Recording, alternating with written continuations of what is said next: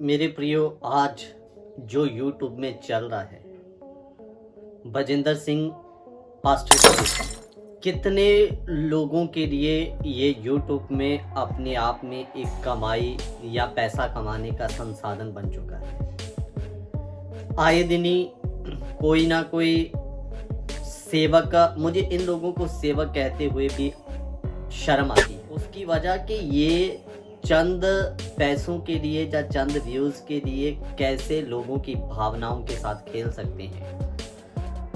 सो अजीजों, पता किसी को कुछ भी नहीं है, ना इनको कानून पता है ना कुछ भी पता है। बस आए दिन ही ये अपने चैनलों के ऊपर डाल देते हैं, पास्टर बजिंदर सिंह आ रहे हैं जेल से बाहर या आ चुके हैं, और पुरानी वीडियो को चलाकर ये लोगों को धोखा दे रहे हैं और उनकी भावनाओं के साथ खेल रहे हैं।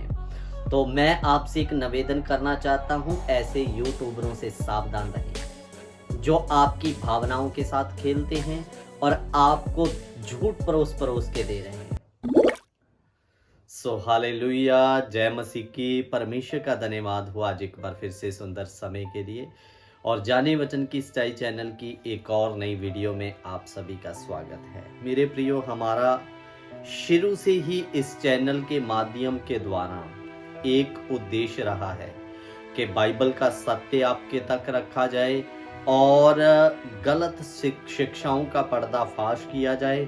और मेरे प्रियो, जो लोगों की भावनाओं के साथ खेलते हैं उनको एक्सपोज करके परमेश्वर के वचन को महत्व दिया जाएगा। सो मैं आपको बताना चाहता हूं कि ये जो आज YouTube में चल रहा है, इससे पहले मैं आपको बता दूं कि मैं गुरुवार को मेरी एक प्रार्थना सभा थी, मैं वहां पर पहुंचा। तो वहां पर मुझे वहां के जो व्यक्ति थे, उन व्यक्तियों के द्वारा सवाल पूछा गया। उन्होंने बोला कि पास्टर बजिंदर सिंह तो जेल से बाहर आ गए हैं भैया, क्या आपने सुना? तो मैंने बोला ऐसा तो कुछ नहीं है, वो तो बाहर आए नहीं। आपको ये बात किसने बोली? वो बोला यूट्यूब खोल के देखिए, ये देखो कुछ प्रचारक लोग अपने चैनल में दिखा रहे हैं कि बजिंदर सिंह बाहर आ गए करके। तो मैंने जब उस वीडियो को वॉच किया तो वो 2018 की वीडियो है मेरे प्रियो, जिसमें उनको पकड़ा गया था और फिर वो बेल में बाहर आए थे। और अजीजों, इस वीडियो को चला चला कर लोगों को धोखा दिया जा रहा है, उनकी भावनाओं के साथ खेला जा रहा है, और आए दिन ही कुछ ना कुछ नई वीडियो बना के कैसे आ सकते हैं बाहर, इतने दिनों में आ जाएंगे बाहर, ये सब आपकी भावनाओं के साथ खेल रहे हैं। सो मैं आज आपको सत्य बात बताने के लिए जा रहा हूं। ये वो लोग हैं जो केवल झूठ परोस कर लोगों की भावनाओं के साथ खेल रहे हैं। जैसे कि वचन में लिखा है, ऐसा समय आएगा कि लोग अपने कानों की खुजली के अनुसार अपने लिए उपदेशक बटोर लेंगे, और सेवक भी ऐसे उठेंगे कि जिनको जैसा अच्छा लगता है वो लोगों से इज्जत पाने के लिए, या मेरे प्रियो उनसे मतलब क्या कह सकते हैं कि उनको खुश करने वाली बातें बताएगी। अब लोगों को पता है बजिंदर सिंह का मुद्दा काफी चल रहा है, तो अब वो जेल में है, तो अब लोगों की भावनाओं के साथ कैसे खेला जाए कि वो बाहर कैसे आएंगे। इन लोगों को मैं आपको बता दूं, कुछ भी ना कानून की नॉलेज है और ना इनको, अब एक बात बोलूं तो शायद आप लोगों को अजीब लगेगा, कौड़ी की जानकारी नहीं है मेरे अजीजों। तो मैं आज आपको कानून के दायरे के हिसाब से बताना चाहता हूं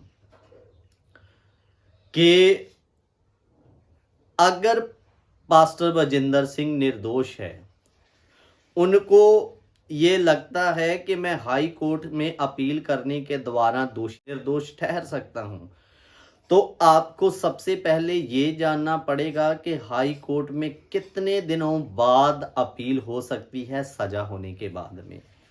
दूसरी बात, क्या उनको अभी आजीवन कारावास की सजा हुई है तो क्या उनको बेल मिलेगी या मिल सकती है या नहीं, इन सारी बातों को हम आज थोड़ा कानून के दायरे के हिसाब से देखेंगे। और झूठे यूट्यूबरों को मैं कहना चाहता हूँ, लोगों की भावनाओं के साथ खेलना बंद करिए।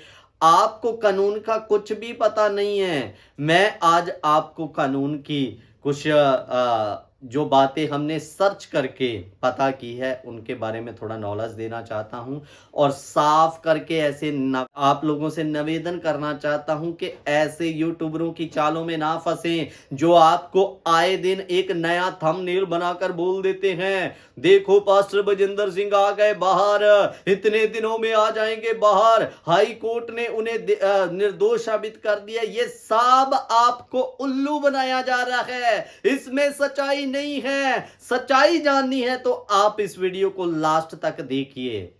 कितने दिनों बाद वो हाई कोर्ट में अपील कर सकते हैं, बेल मिलेगी या नहीं मिलेगी, क्या उनको लास्ट तक मरते दम तक वहां रहना पड़ेगा, क्या उनकी सजा कम हो सकती है या नहीं, सारी बातों को हम देखेंगे। सो आप इस वीडियो को लास्ट तक जरूर देखिए। सो मेरे प्रियो, ये कुछ जानकारी जो हमने कुछ सूझवान लोगों के साथ में या सर्च करके पता की है, इसको आप लोग ध्यान से सुने कि कानून क्या कहता है, कि क्या कोई व्यक्ति को सजा होने के बाद वो बाहर आ सकता है या नहीं। ध्यान देकर सुनना। आजीवन कारावास होने के बाद किसी व्यक्ति को उच्च न्यायालय में दोबारा अपील करने के लिए कोई निश्चित सीमा नहीं होती।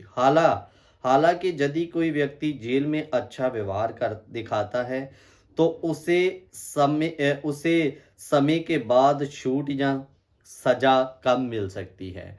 मेरे अजीजों, ध्यान देकर सुनिए कि सबसे पहली बात मैं आपको बता दूं कि अगर एक व्यक्ति को आजीवन कारावास हो चुका है, लेकिन वहां जेल में अगर वो अपना अच्छा व्यवहार दिखाता है, तो कानून उसकी सजा को कम कर सकता है, जहां उसको कुछ साल जेल में रखने के बाद में छोड़ सकता है। ये कानून कहता है, अगर उसका व्यवहार जेल में अच्छा है। तो आगे ध्यान दे और सुनिए। आजीवन कारावास का अर्थ व्यक्ति को जीवन भर जेल में रहना होगा। हालांकि इसका मतलब ये नहीं कि वह कभी रिहा नहीं हो सकता। आजीवन कारावास की सजा के खिलाफ अपील करने के लिए एक निश्चित सीमा होती है, जो आम तौर पर 90 दिन की होती है। अजीजों, अभी जो पास्टर बजिंदर सिंह को सजा हुई है, अगर वो निर्दोष है तो वो हाई कोर्ट में अपील करेंगे ताकि वहां पर उनको निर्दोष साबित किया जाए। उसके लिए उनको अपील करनी होगी, उसकी भी एक सीमा है। कितने दिन की? 60 से 90 दिन की सीमा होती है मेरे प्रियो। इससे पहले कुछ नहीं होने वाला अजीजों। 90 दिन बाद वो अपील लगाएंगे हाई कोर्ट में, और मेरे अजीजों वो भी अपील, अगर उनके पास पुख्ता सबूत होंगे, वहां छानबीन किया जाएगा, देखा जाएगा। अगर उन सबूतों में कुछ उनको लगता है कि इस व्यक्ति के साथ में सच में जाती हुई है, तो उस अपील को वो लोग एक्सेप्ट करते हैं या नहीं करते, ये भी मायने रखती है बात अजीजों। और लगभग इसकी मिनिमम डेट जो है 90 दिन की मानी जाती है। और अभी मैं आपको बता दूं, 90 दिन के पहले कुछ नहीं होने वाला। अपील जाएगी, अपील जाने के बाद फिर से वहां अगर उनको लगता है ये बंदा निर्दोष है तो मुकदमा लड़ा जाएगा, फिर कार्रवाई होगी। अगर वो निर्दोष होंगे तो उन्हें बरी किया जा सकता है, नहीं होंगे तो मेरे अजीजों फिर से उनको उसी सजा में आदेश दिया जा सकता है। तो इसलिए झूठ फैलाना बंद कीजिए। 90 दिन तक तो कोई अपील ही होने वाली नहीं है करके मेरे अजीजों। और आगे मैं आपको बताना चाहता हूं। एक और चीज जो मैं आपके सामने में रखना चाहता हूं, बेल मिलेगी या नहीं मिलेगी इन दिनों में। तो आजीवन कारावास की हो जाती है तो बेल का मिलना नामुमकिन के बराबर होता है मेरे अजीजों। लेकिन एक पैरोल मिल सकता है जो कुछ दिनों के लिए होता है, और उसके लिए भी मैं आपके बीच में कुछ बातें पढ़ देना चाहता हूं। आजीवन कारावास की सजा होने के बाद सामान्यता जमानत की संभावना नहीं होती, लेकिन कुछ विशेष परिस्थितियों में पैरोल या रिहाई के लिए आवेदन किया जा सकता है। पैरोल के लिए आवेदन करने से पहले सजाया फतह को कुछ समय जेल में बिताना होता है। आजीवन कारावास की सजा काट रहे व्यक्ति को पैरोल के लिए पात्र होने से पहले निश्चित अवधि तक जेल में रहना पड़ता है। पैरोल योग्यता की अवधि अपराध की गंभीरता पर निर्भर करती है। मेरे अजीजों, पैरोल का मतलब क्या होता है? सबसे पहले तो अभी कुछ दिन ये भी मिलने वाला नहीं है। पैरोल का मतलब होता है कोई जरूरी घर में कुछ इमरजेंसी पड़ गया, कुछ बहुत बड़ी घर में आपदा होगी, तो आपको कुछ दिनों के लिए पैरोल पर छोड़ा जा सकता है। कुछ ज़्यादा दिन भी मिल सकते हैं अजीजों, लेकिन कुछ दिनों के लिए। तो इसमें आपको मैं बता दूं, जमानत की संभावनाएं बहुत कम है। तो अजीजों, एक दया याचिका जो हमारी सरकार के द्वारा, राज्य सरकार के द्वारा हो सकती है, उसके भी बारे में जानकारी थोड़ा आपको देना चाहता हूं।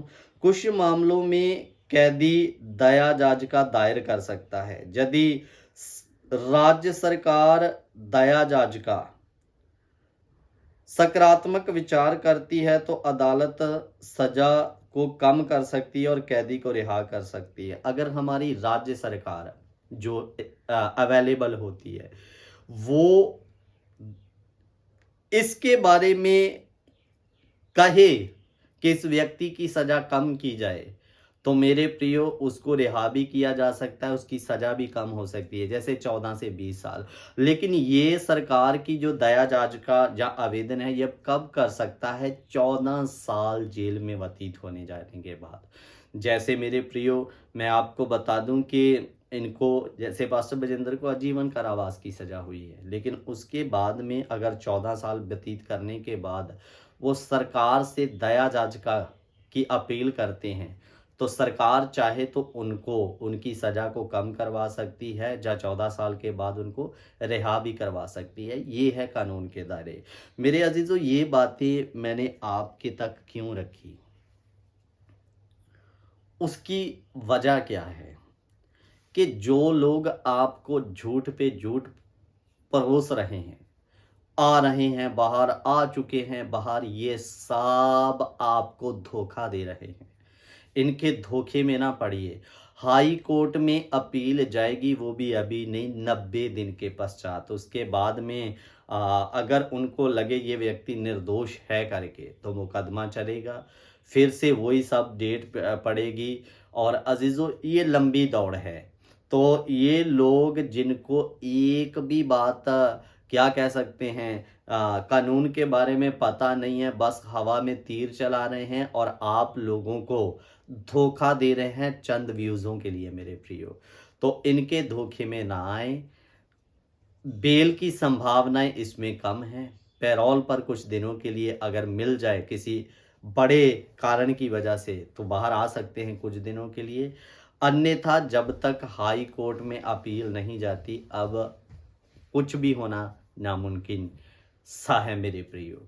तो अगर वो निर्दोष हैं, हाई कोर्ट में अपील जाएगी, मुकदमा चलेगा और फिर से उनको दोषी या निर्दोष साबित किया जा सकता है, अगर वो सही है तो करके।